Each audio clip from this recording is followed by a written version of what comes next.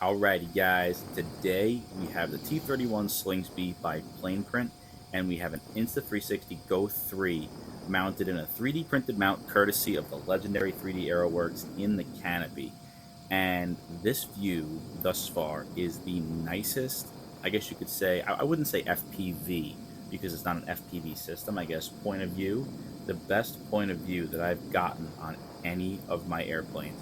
So I just hope you enjoy this. It's going to be a little loud for the first bit because the EDF has to get it up to altitude, but then once it's quiet and floating around, it is super peaceful. We have two flights here where I take it up, bring it back down, give it the beans again, take it back up, and then we're going to land. And hopefully that all goes well. So yeah, enjoy, guys.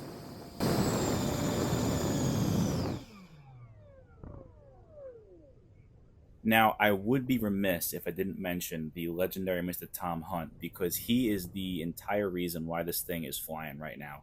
His hand launch skills are unmatched to date, and without his hand launch, this thing would have never gotten off the ground because we tried doing a ground launch prior to this, and it just it didn't work out at all. And I launched it a second time by hand, but unfortunately it blew up into a million pieces. So this is the one and only flight with this airplane.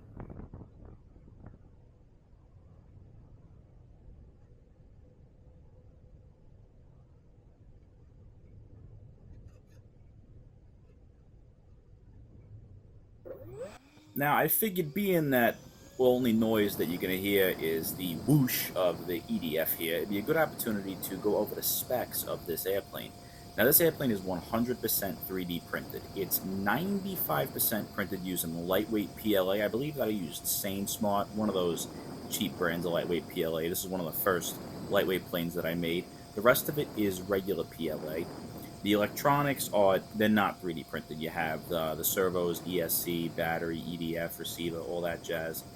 The battery we're running, you can see it nestled underneath the gauge cluster right in the front. It's an Overnic 4S 2200 milliamp LiPo. The ESC, I believe, is a 40 amp.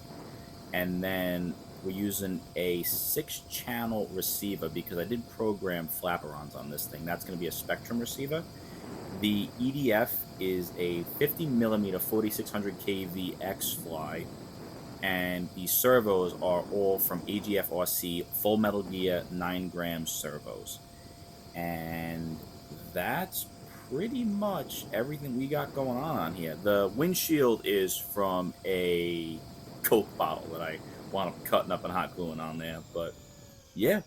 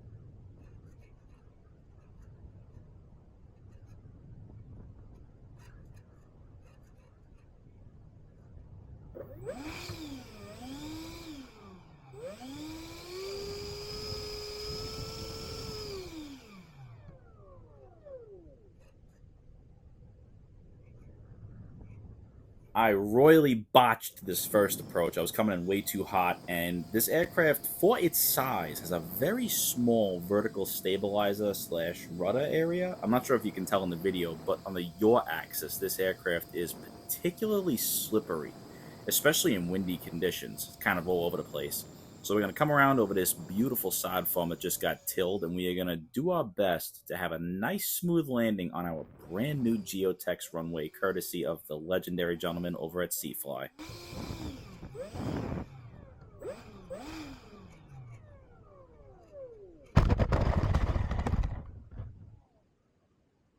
And with that, thank you so much for watching, guys.